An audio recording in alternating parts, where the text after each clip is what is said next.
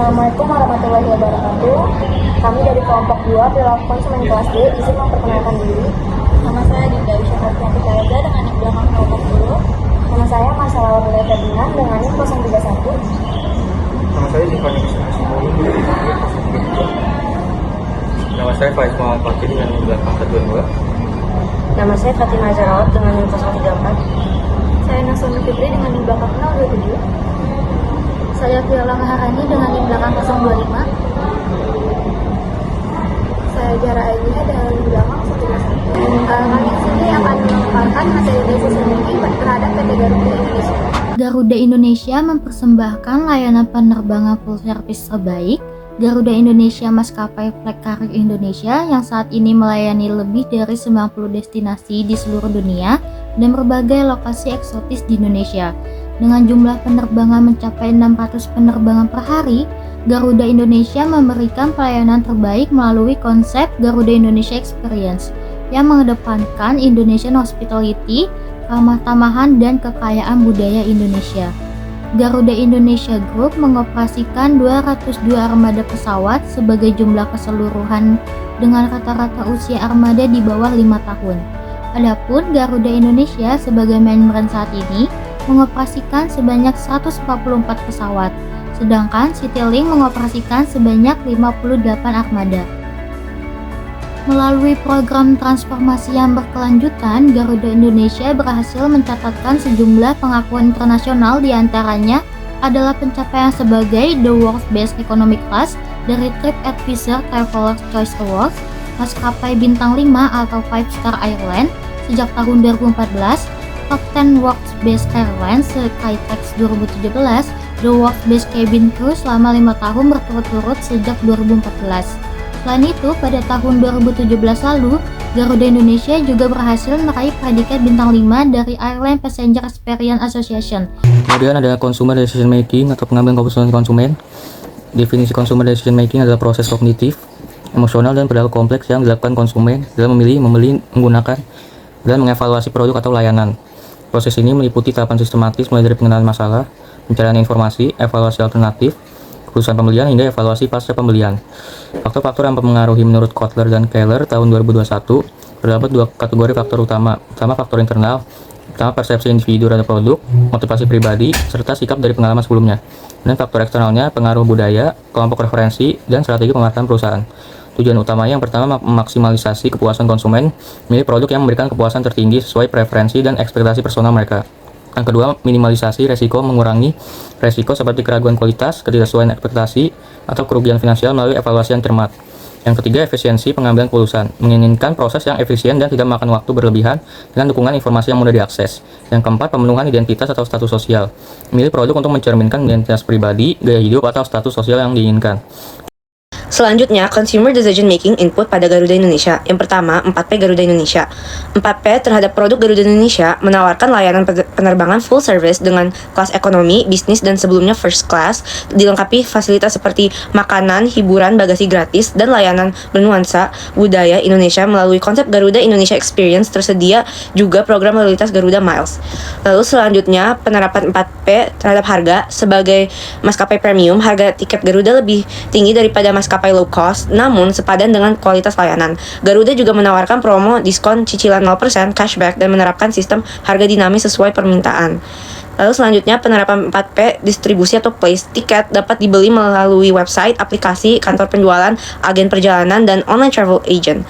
Garuda juga bekerja sama dengan maskapai internasional dalam aliansi SkyTeam untuk memperluas rute. Yang terakhir ada 4P terhadap promosi. Promosi dilakukan melalui media massa, media sosial, event seperti Garuda Indonesia Travel Fair, dan kerjasama dengan bank. Citra sebagai maskapai nasional yang mengusung budaya Indonesia serta kampanye CSR memperkuat strategi promosi. Selanjutnya adalah pengaruh sosiologi eksternal konsumen terhadap PT Garuda Indonesia. Yang pertama adalah keluarga. Keputusan pembelian tiket sering dipengaruhi oleh keluarga, terutama untuk liburan bersama. Garuda Indonesia dipilih karena dianggap aman, nyaman, dan memiliki reputasi yang baik, sehingga cocok untuk anak-anak maupun lansia berkat layanan lengkapnya. Yang kedua adalah dari teman dan tetangga. Rekomendasi dari orang terdekat, baik secara langsung maupun lewat sosial media, mempengaruhi pilihan konsumen. Pengalaman positif mendorong orang lain untuk mencoba, sementara pengalaman negatif dapat menurunkan minat. Yang ketiga adalah kelas sosial, yang mana kelas menengah ke atas akan cenderung milih Garuda Indonesia karena kenyamanan dan citra merek. Yang terakhir ada budaya, yang mana Garuda menonjolkan budaya Indonesia melalui layanan dan pelayanan awak kabin. Ini menciptakan kedekatan emosional yang meningkatkan loyalitas konsumen yang bangga akan identitas nasional. Consumer Decision Making Process pada Garuda Indonesia. Sebagai maskapai nasional terkemuka, Garuda Indonesia harus benar-benar memahami bagaimana konsumen mengambil keputusan untuk memilih penerbangan. Proses ini melalui 5 tahapan penting dan Garuda telah menerapkan strategi yang relevan di setiap tahapnya. Tahap pertama adalah pengenalan masalah. Konsumen menyadari kebutuhan akan penerbangan baik untuk bisnis, personal maupun sosial. Misalnya aja untuk perjalanan bisnis, liburan keluarga, atau momen mudik lebaran. Garuda menanggapi ini dengan kampanye yang disesuaikan seperti promo hindari hujan nikmati Bali atau sudah siap mudik lebaran.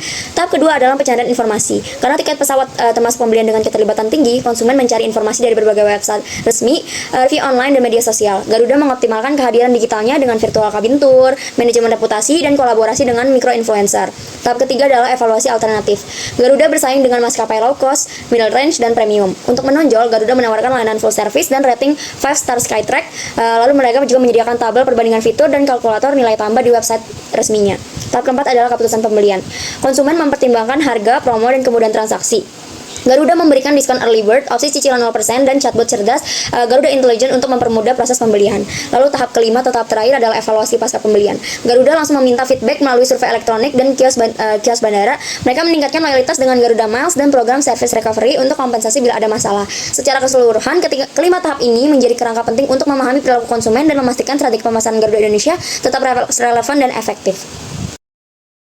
Oke, untuk selanjutnya kita masuk ke pembahasan Consumer Decision Making Output pada PT Garuda Indonesia, di mana ada keputusan pembelian, kepuasan atau ketidakpuasan konsumen, loyalitas atau perpindahan ke maskapai lain, dan word of mouth dan review. Yang pertama, kepuasan pembelian, di mana konsumen yang memilih PT Garuda Indonesia ini biasanya mempertimbangkan berbagai faktor seperti reputasi maskapai, standar keselamatan, kualitas layanan kabin, dan kenyamanan penerbangan. Keputusan pembelian ini umumnya terjadi setelah konsumen membandingkan beberapa maskapai lain, terutama pada rute dan waktu keberangkatan yang diinginkan.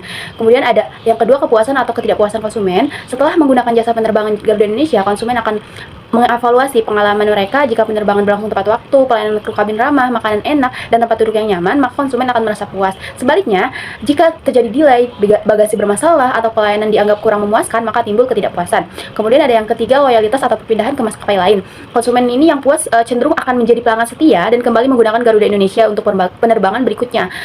Namun, jika konsumen mengalami kekecewaan yang berulang, mereka bisa berpindah ke maskapai lain seperti Batik Air, Citylink, atau maskapai asing lainnya yang menawarkan harga dan layanan yang bersaing.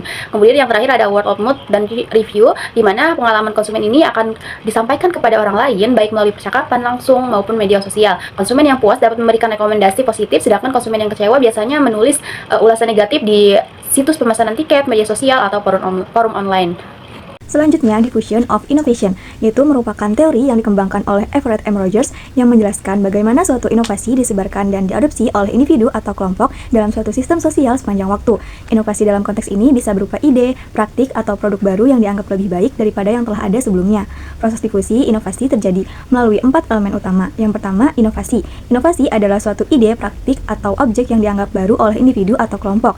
Yang kedua, saluran komunikasi, yaitu cara inovasi disampaikan dari satu individu ke individu lain seperti melalui media sosial, media massa, atau komunikasi tatap muka. Yang ketiga, waktu. Proses adopsi membutuhkan waktu berbeda-beda tergantung pada individu atau kelompok. Yang keempat, sistem sosial. Kelompok atau komunitas tempat inovasi menyebar yang bisa mempengaruhi kecepatan dan cara adopsinya. Rogers juga mengklasifikasikan adopsi inovasi menjadi 5 kategori adopter. Yang pertama, inovator, yaitu individu yang pertama mencoba inovasi dan memiliki toleransi tinggi terhadap risiko. Yang kedua, early adopter, yaitu pemimpin opini, terbuka terhadap perubahan dan menjadi panutan sosial. Yang ketiga, early majority, yaitu individu yang mempertimbangkan inovasi dengan hati-hati sebelum mengadopsi. Yang keempat, late majority, yaitu kelompok yang baru mengadopsi setelah mayoritas masyarakatnya telah mencobanya. Selanjutnya, diffusion of innovation pada Garuda Indonesia. Sebagai maskapai nasional, Garuda Indonesia terus berupaya menghadirkan inovasi dalam pelayanannya untuk tetap relevan dan kompetitif. Penerapan teori diffusion of innovation pada Garuda dapat dijelaskan sebagai berikut. Yang pertama, ada digitalisasi layanan penumpang. Garuda mengimplementasikan layanan digital seperti mobile check-in, e-boarding pass, dan aplikasi Garuda Indonesia serta layanan Garuda Miles Digital. Inovasi ini pertama kali diadopsi oleh kalangan innovators dan early adopters seperti frequent flyers dan pebisnis. Seiring waktu, pengguna dari kategori early majority dan late majority mulai mengadopsi layanan ini karena terbukti efisien dan mudah digunakan. Selanjutnya ada layanan premium dan fasilitas modern. Garuda memperkenalkan first class service, in-flight wifi, dan peningkatan kur berbasis teknologi mutakhir. Namun inovasi ini umumnya diterima oleh segmen pasar eksklusif, early adopters, dan belum sepenuhnya menjangkau late majority, terutama karena pertimbangan harga. Sekian pemaparan dari kelompok kami. Mohon maaf jika ada kesalahan. Wassalamualaikum warahmatullahi wabarakatuh.